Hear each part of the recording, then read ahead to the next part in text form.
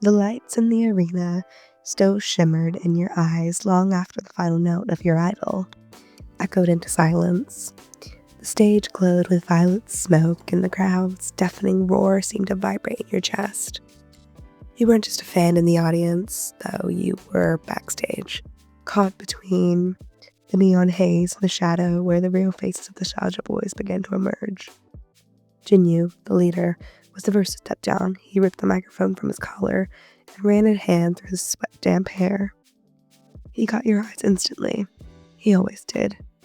His gaze had that same pull as when he first leaned against the dressing room wall days ago, smirking like he already knew every thought running through your brain. "Lian," he drawled out, his voice low. "Did you watch me?"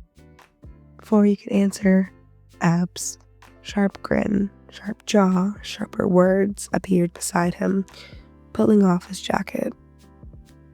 "Don't feed his ego," Ab said, nudging Jinyu with his shoulder. "You saw me, right? Don't lie." His eyes flickered to yours, teasing, daring you to choose. You laughed nervously, clutching the pass around your neck.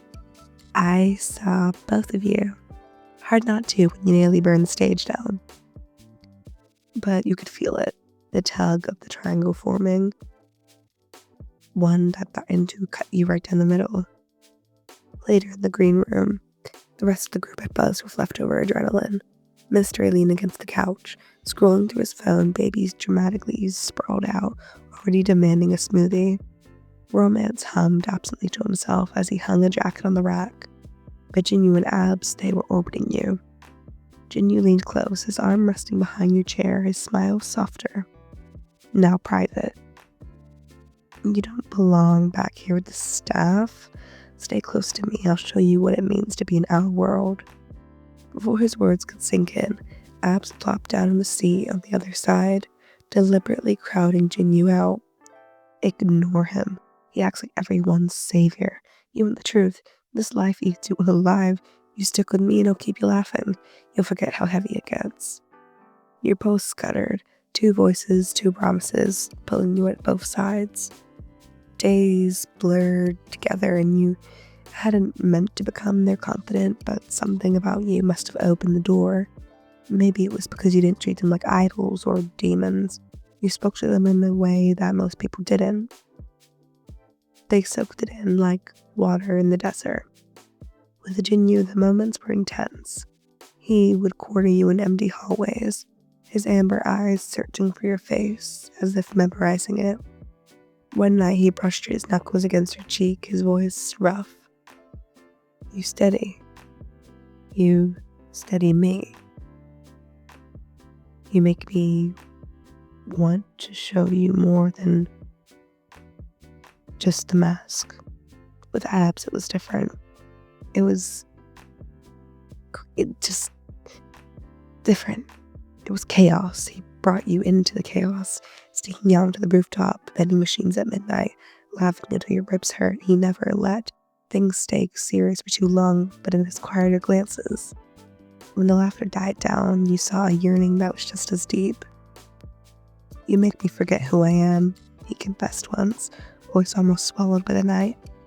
"When I'm with you, I'm just me.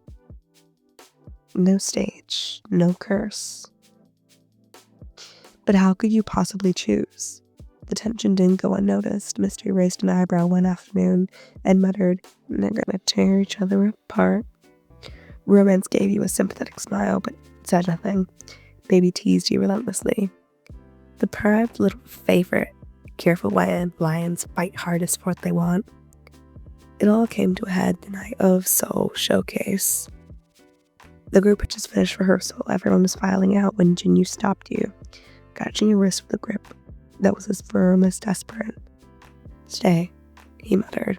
The room emptied, leaving just the 2 of you. His thumb brushed your pulse. "Tell me you feel it too. Don't run from this. I want you, Ian. Only me." Your breath caught before you could speak. The door slammed open. Abs was standing there, his breath hotter than the stage lights. "You really don't waste time, do you?" His voice was sharp and defensive. Jinyu, you think you can claim them like you're claim every spotlight. They're not yours to earn. Jinyu straightened up his grip. And what? Abs? You think you can protect them with jokes?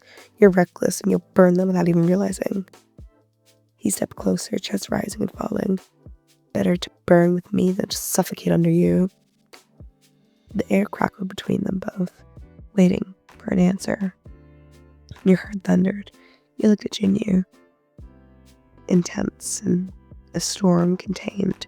And you looked at Abs, wild and alive and dangerous in a different way.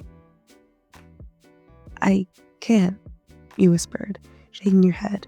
I can't choose like this. The words hung heavy. For a moment neither of them spoke, and Jinyu released her wrist softly. His hand falling to his side, his face shuddered, a mask slipping back into place. Then don't, he said quietly, turning away. Abs swallowed hard, his bravo dimming. And you left the room before either of them could stop you. That night under the city's glow, you walked alone, the echo of their voices replaying in your head. You had stepped into the world of lions, and lions never shared their prey. But you weren't prey, you weren't a prize to be won. But still, the truth lingered heavy in your heart. You cared for them both, and until you decided what that meant, the Saja boys would remain in the battlefield, with your heart at the center of it.